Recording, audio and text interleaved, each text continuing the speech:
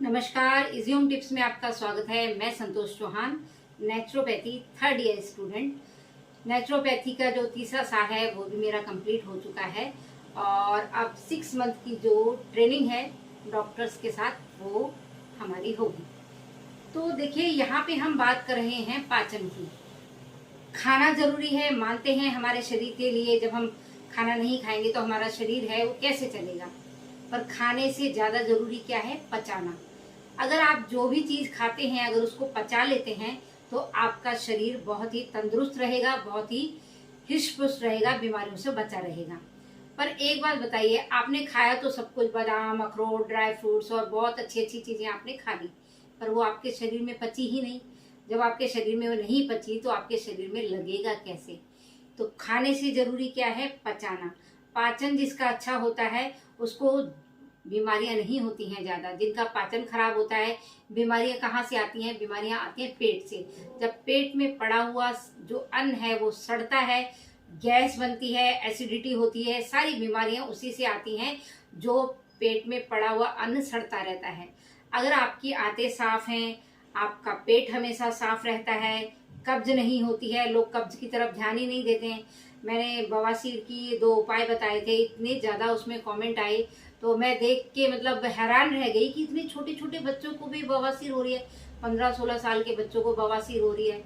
तो कारण क्या है? एक तो देखिए, बच्चे बाहर का चटपटा बहुत खाने लगे हैं। हमारे टाइम में तो देखिए बाहर ऐसा कुछ ज्यादा मिलता नहीं था, पर अब जगह जगह आप कहीं भी चले जाओ 10 तरह की स्ट्रीट फूड है, 10 तरह के खाने हैं, मिल रहे हैं, तो बच्चे अपना उसका स्वाद लेते हैं।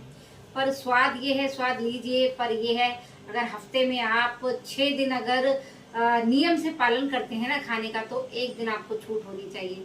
अब ये नहीं आप रोज ही बाहर का खा रहे हैं। अब जो तली हुई चीजें होती हैं, ब्रेड पकौड़ा ले लीजिए, समोसा वगैरह ले लीजिए, उनका तेल देखा है आपने कभी? कढ़ाई में उनके जाके देखना कि उनका तेल कैसा होता है।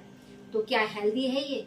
जब देख लोगे ना तो मन नहीं करेगा खाने का। एक जगह टेबल पे बैठ के खा रहे हो, वहां कुछ दिखाई नहीं दे रहा, पर जहाँ पे वो फ्राई हो रहा है ना उसको जाके एक बार देखना कि वो कैसे, कितने गंदे तेल में फ्राई किया जा रहा है।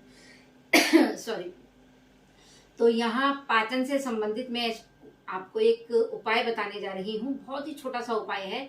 और हाँ, जिनको खाने के बाद एकदम से टॉयलेट जाना पड़ता है ना, तो उनका भी पाचन अच्छा नहीं होता। जो 3-3 4-4 बार टॉयलेट जा रहे हैं ना, वो कहते जी हमारा पेट तो बहुत अच्छा, हम तो 3-3 4-4 बार टॉयलेट जाते हैं। जो 3-3 4-4 बार टॉयलेट जाते हैं ना, उनका पेट भी सही नहीं होता है। ज्यादा से ज्यादा 2 टाइम आपको जाना चाहिए, सुबह और शाम को। तो एक छोटा सा उपाय बताती हूँ पाचन के लिए, सभी के लिए है। देखिए, जो मैं उपाय बताने जा रही हूँ उसमें आपको 2-3 चीजें चाहिए। इसको पाउडर को आप बनाकर रख सकते हैं और बच्चे बड़े सभी इसको ले सकते हैं। तो आपने लेनी है अजवाइन और लेनी है छोटी हरड़। छोटी हरड़ जिसको बाल हरड़ भी कहते हैं। अजवाइन और छोटी हरड़ दोनों की तो समान मात्रा लेनी है। मान लीजिए आपने 100 ग्राम अजवाइन ली तो 100 ग्राम ही आपने लेनी है छोटी हरड़। छोटी हरड़ को अच्छी तरह से पहले आप कूट लेना। बिल्कुल छोटी छोटी आती है, काली वाली, बाल हरड़ भी कहते हैं। किसी भी परचून की दुकान से, बड़े ग्रोसरी स्टोर से ना आपको आसानी से मिल जाएगी, नहीं तो ऑनलाइन मंगा लेना। तो अजवाइन और छोटी हरड़ को आपने अच्छी तरह से साफ करके उसको देख लेना। अच्छी तरह से साफ करके फिर उसको थोड़े छोटे टुकड़ों में आप उसको तोड़ लेना और उसके बाद मिक्सी में आपने पीस लेना है। जब आप उसको बारीक पीस लोगे तो उसको छान लेना, बारीक छन्नी से या कपड़े से छान लेना। कोई मलमल का कपड़ा ले लेना, सूती, उससे छान लेना। वो पाउडर आपने छान लिया, उसके बाद अजवाइन पीस ली, अजवाइन को भी छान लेना, फिर दोनों को मिक्स कर लेना। अजवाइन और छोटी हरड़ दोनों बराबर मात्रा में लेनी है। और फिर आपने लेनी है थोड़ी सी हींग। अब 100 ग्राम अगर आप अजवाइन ले रहे हैं ना, तो आप 10 ग्राम हींग डाल लेना उसमें। 100 ग्राम अजवाइन और 100 ग्राम हरड़, तो 10 ग्राम हींग डाल लेना।